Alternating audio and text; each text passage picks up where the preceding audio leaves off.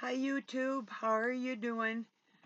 I'm doing okay. I hope my camera lens is a little bit better. Last week I had taken some cleaner and wiped it off, and today I took a Q-tip and got in there really good and with some alcohol and water. So anyway, maybe it'll be a little better. My lighting is off anyway because I moved my desk and I have to do like a couple days work to try and put back where I was before, where my lighting was better, where I actually looked like a human being. Um, and then I wonder how good the quality of uploading my recording onto YouTube. It looks better when I'm doing it here than it has when it comes out on there. So I don't know. It's just like over on Facebook. Whenever you upload a photo to Facebook, it may not look the same as what you, or if you do a recording over there like I've done. So anyway, I hope it's better, you know. So anyway, um, I have been thinking about what it's like for many of us to um, have to separate from family or friends or longtime acquaintances, people that we know that just are not good for us in our lives. And I've had urges to get a hold of people. I'm not going to, but I still have feelings every once in a while where I will miss what I thought was normal wasn't normal, but I will miss what I thought was good times with people. They could have been using the hell out of me or whatever it was, but I was too naive and gullible to really understand what was going on. And, once it hits you like that, I mean, there's no looking back. You can try and overlook it, but these people have not only a lot of people have like a God complex. Okay, I don't mind somebody. Oh, you're a narcissist. You got a God complex. How are your leadership skills? God, you know, what type of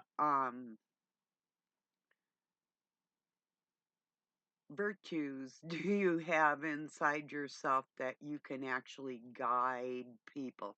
You might guide yourself within your own selfishness, but God doesn't usually walk around using people and hurting them and betraying them like narcissists do. So, because I had seen Professor Bachman had the um, 10 Commandments of a Narcissist. It's like, okay, buddy, whatever, whatever. You're just one of millions and millions of people that feel the same way. You're only making money off it because you were the first one to write a book about it, you know? Oh, that's right. Maybe it's your heritage because y'all did get the jump on bamboozling the whole world anyway.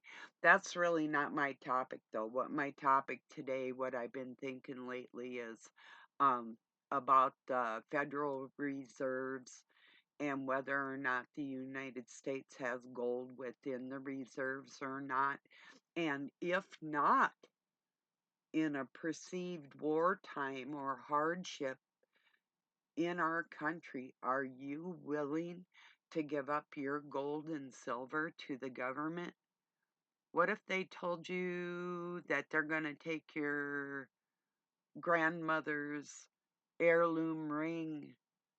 Like, for instance, my wedding ring is actually it's like 240 years old that Doug's great grandfather made for his daughter. He was a jeweler, you know, um, diamond and gold and platinum. You know, what if the government said, we don't have any money in the reserves anymore to back the money with gold, so we're going to tell the people in the country, like they did, what was it, World War I, where they were telling people to turn in their gold? You going to be willing to do that? I'm not. I'm not taking one piece of anything that anybody's given me or that I've purchased and putting it back into a government when they live high off the hog and everybody else is working their asses off. You know, there's some of us that have pretty good educations that have still worked manual labor just to get by on this planet. Lots of us, going through the educational systems. So I'm just not willing to. And yeah, how many of us actually want to know? Is there any money in that Federal Reserve? And if not, as the corporation that our country has become, track down who's responsible. The blood money that has gone out of our government into these large families and their estates, and recon everything. Take it back. You don't expect the same people that paid into the reserve to pay for these people to live in privilege. Why you don't? It's not the American dream anymore. There's no American dream. We're all out of dreams as we watch the ones that say they're world leaders live high. I mean, don't get me wrong. I have everything in life I could ever want, uh, physically.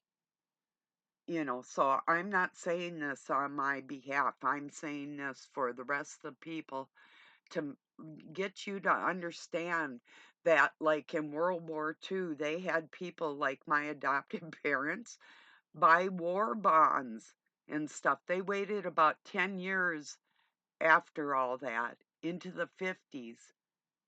And then those war bonds were worthless. And they had paid cash for that. All these type of scammy, sleazy tactics that our government has used. And one way to cover up the missing funds would be to start another war and insist that people hand over their hard equity to the government. Are you going to do that? I think it's time that somebody actually, that we do things within our governments, within our state houses, and put some pressure on these dogs that have been bleeding the American public. You know, I've been in close contact with my governors, senators, House Secretary of the House of Representatives, and so I'm not just talking about it. I've actually tried to communicate with people. I don't know how far it's actually got me or if it's ever changed anything, either getting a bill to stop or getting one to pass. I'm not sure. But the more people speak up on their concerns, I mean, unless you really don't believe that there's any sense in a system and you feel helpless, like you actually can't do anything, I don't know. I can only speak for myself. I've tried to change things within my life for other people, you know. So I don't know where you stand with all that. And I'm not talking just like picketing or, you know, I'm actually talking about contacting the House of Representatives and trying to get bills passed that are going to benefit the people, you know?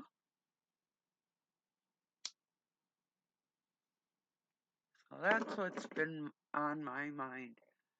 If there's no money in the reserves, then they make a fake war, like they will, to try and cover those funds that are not only going into the war, but that they want you to keep compensating for their extravagance at your expense. It's been going on and on and on. It's a never-ending story. I saw a meme on Facebook that said, every day the United States is responsible for dropping at least 46 bombs a day. China has not dropped one bomb in 40 years. That's an interesting thing, isn't it? So, yeah. Cheers, everybody.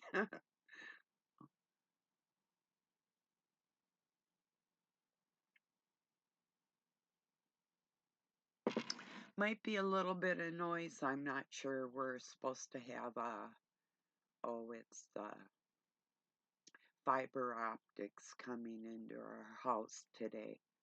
But it's just been nothing but raining around here, so um, it, everything's just wet. So I don't know. They were out there earlier, the workmen. So whether or not they're going to come back, I'm not sure. So, but they might. They just not English speaking. Well, the one did. The one was English speaking, but there's like 4 of them that are Hispanic, and I'm pretty sure if they're working for the electric company, most likely they're legal or working legally with green cards. So, yeah, I would say that's probably the way it is. I mean, I've been around illegals before where there was nothing I could do about it, and they were working the same jobs I was working. Um, maybe not the best jobs in the world, like drywall, when I was a subcontractor before I got my contractor's license. So that was kind of hard when you go to get work and somebody else is going to underbid you they because they can, you know. And a lot of people had like families they'd stay with. So if they got less money and they could put all their money into one household, I wasn't that fortunate. I didn't have family in my life like that, whether they were legal or illegal, So, yeah, that part of, people are like, are you going to work in the farm fields? Well, I have, you know, Doug has. I mean, when you're out there and like he used to hoe beets and do piecework, and I've done piecework with carrots and getting corn stalks in the fields out of soybeans and picking strawberries and a lot of different, like the harder you work, the more money you're going to make. Or like when we were cutting the corn out of the soybeans because they'd come up from the year before. You can't plant corn in the same field every year, or you shouldn't because it will definitely deplete the soil. So anyway, there'd be end up one year they'd plant corn, the next year they'd plant soybeans, and some of the corn would come up and we'd have to cut it down before the soybeans were harvested. So we would get paid so much, like for a 50 or 100 acre, 80 acre field, whatever it was. Here we don't have them gigantic fields like they do out west, and down south's got quite a bit. But what amazed me was Arizona, and the irrigation systems for the farming right in Phoenix. I was pretty impressed. And it was so hot sometimes, and there'd be like a cabbage that it would be growing or something, and I thought, I can't even stay out in this sun. How the hell do you even grow? It was amazing to me, or how a cactus can grow in that blistering hot sun.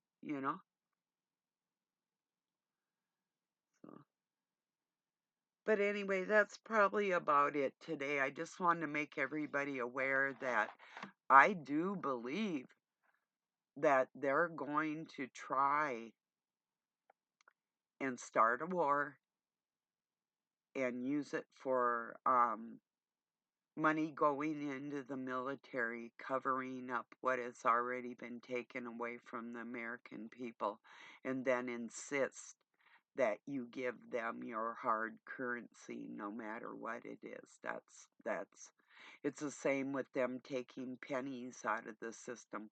There's no reason for it. We do not have a shortage on any material that we could make a penny out of, you know?